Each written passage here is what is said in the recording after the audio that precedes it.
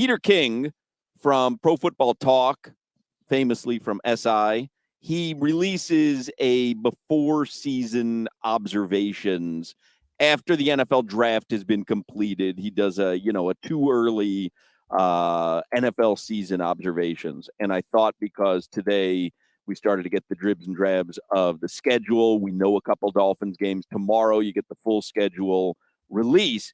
But here are some of the things that Peter King wrote at Pro Football Talk. And he says, it's too early. I'm not ready to form rock solid opinions on ranking teams 1 to 32. I'm going to do it here, but I reserve the right to change my mind after seeing the teams in training camp. So he has separated all NFL teams into 7 categories. All right. The first category, the top category, is can't find a weakness. And there is only one team in can't find a weakness. Would you like to guess the team? The Eagles, even though they lost.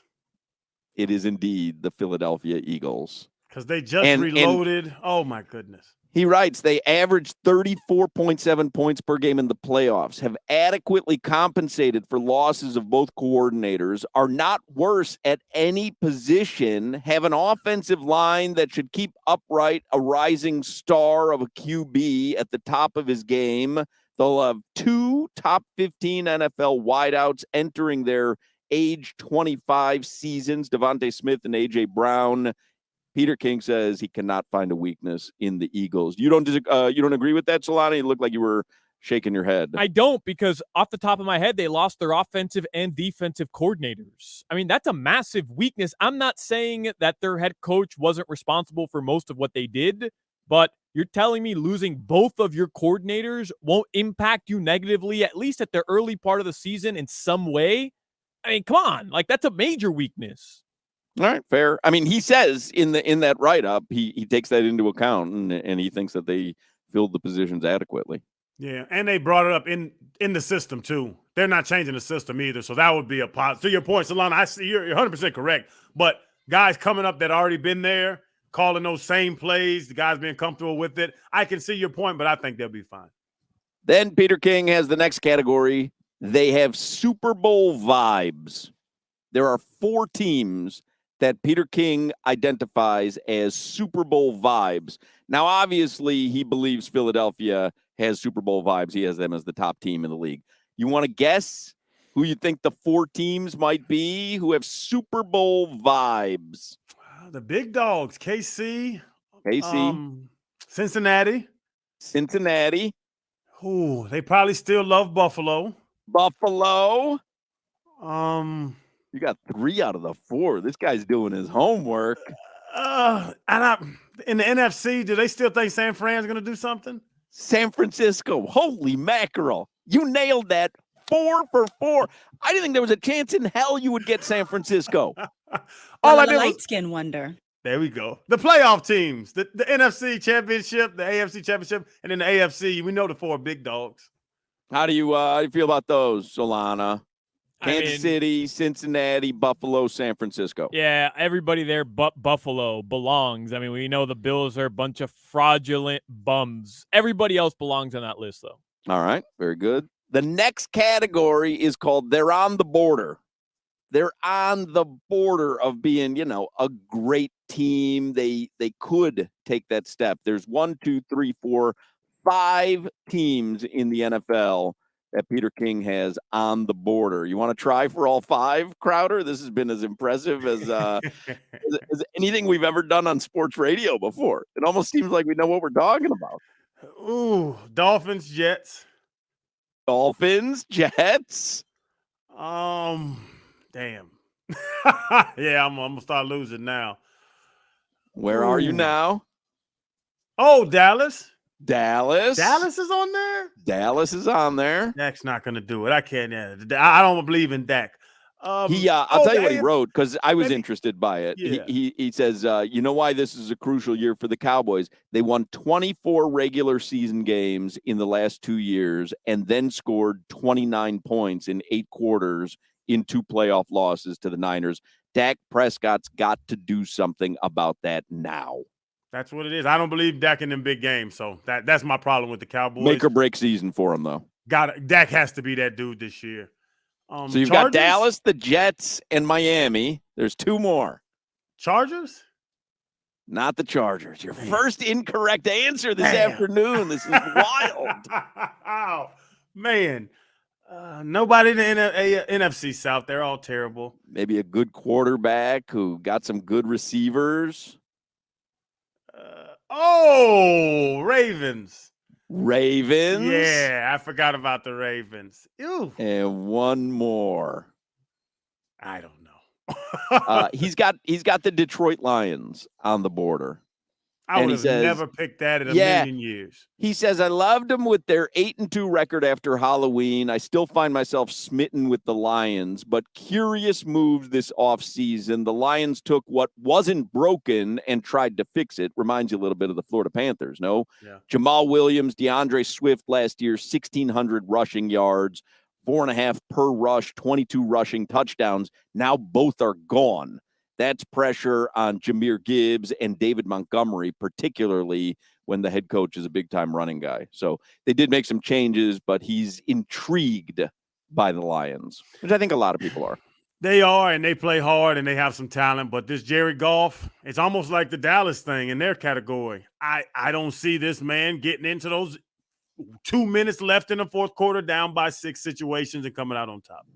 I will tell you what he writes about the Miami Dolphins. He has them as an on-the-border team. Peter King writes, Miami, slight edge over the Jets, counting on 2 big things happening. Tua Tagovailoa being healthy for 15 games and new defensive coordinator Vic Fangio markedly improving the league's 24th ranked scoring defense. And that's a big one, right? We're assuming Vic Fangio comes in and that defense on paper is something to contend with. Yes. So now you get Vic Fangio and he gets to put his hands on it. If it does work out the way people are expecting, then yeah, they're a team that's on the border, maybe better. It's McDaniels looking over at Vic Fangio and saying, "Can you hold him under 20? It's a guaranteed win. If you can do that, I'll handle the offense. If you can do for the defense what I can do for the offense, we're going to be Gucci." Because I tell the stories about when I used to go up to those quarterbacks, the ones that we bring up in the list, and the Cleo Lemons and the Thick Pins and the Hennies and the damn John Becks, and I say, hey, they're not scoring 21 on us. They're not getting 3 touchdowns. Score 22, we win the game. I got you, Crowder. I got you, Crowder. They'll go out and score 12. But the same concept with these 2 coaches, I think this is a relationship, a marriage that is beautiful because Vic is a head coach that's playing the spot of a defensive coordinator, and McDaniels know he can call offense. It looks good on paper, Hawk, to your point. So, Lana, you good with Vic Fangio? We know famously you were ready to pull the plug. You didn't want to wait for him any longer. I don't know about that. I don't recall that. We have the sound of it. You're either in or out. Yeah, I mean, I just felt like he needed to decide what he wanted to do. I mean, he was kind of playing the fiddle with the Dolphins. I didn't like that, but that's just all kind of been thrown away. He chose the Fins. He's our guy now. I mean, what are we doing? We're recalling past trauma with Fangs. I mean, let's move forward. By the way, I happen to love the Dolphins being in the on the border category. Makes me miss On the Border, Mexican restaurant that used to be in Kendall. No longer there. The closest location is in Kissimmee, and just a phenomenal restaurant. I'd like to add. Listen, you would not get an argument out of me on Mount Rushmore, and apologies to Jalen Rose and who else wants to get rid of Mount Rushmore? Jay Williams? Yeah, Jay Williams. Yeah. Apologies using Mount Rushmore. I know you're very sensitive about a mountain range. But Mount Rushmore of restaurants you'd like to see return, right? So On the Border, probably not on my Mount Rushmore. But come on, Bennigan's. Yeah. Who doesn't like a Monte Frisco sandwich? Monte Fristo? What is it called? Huh? Monte Cristo. Monte Cristo. Monte Frisco.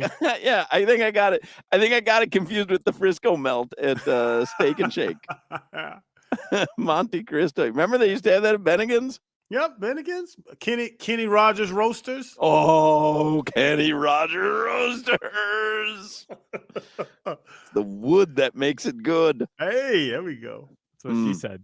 Yeah, on the border was a good little spot. I mean, they closed it down. It was across the street from my house in Kendall. They closed it down. You tell me I got to drive to Kissimmee? So not even Orlando, Kissimmee to go to On the Border? It's just a shame. It's a shame when they close down the best type of restaurants. I mean, you want an authentic Mexican, you go to On the Border. I don't know what authentic, huh? Authentic. Tito Benach texting me Tony Roma's. Now, is Roma's gone? There's no more Roma's?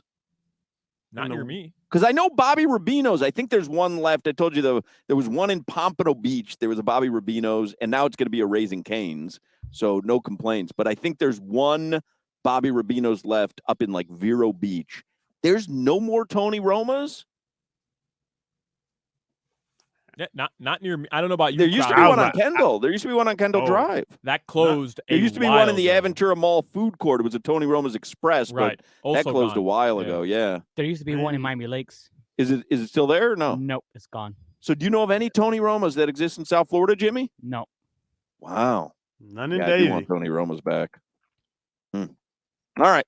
Anyway, there's the and then the remaining ones on the list for Peter King. He's got, if all goes right, he's got the New York Giants, Seattle, Jacksonville, Minnesota, the Chargers, the Steelers, the Browns, and the Titans.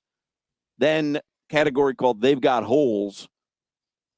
Vegas, New England, Green Bay, Atlanta, Denver, and New Orleans. Under construction, Carolina, Washington, the Rams, the Bears, Houston, and Tampa. And he's got one team, wait till 2025. Can you remember, just by process of elimination, who I have not mentioned, the one team he has completely written off until 2025? Arizona. Oh, okay. Yeah. That is correct. The Arizona Cardinals. Two teams that's going through your list that popped up in my mind were the Browns and the Texans because of their quarterback situations now and all the assets they've acquired through that. Yep. So I'd be interested in them. We're talking about Deshaun Watson and if Bryce Young can be what we expect him to be.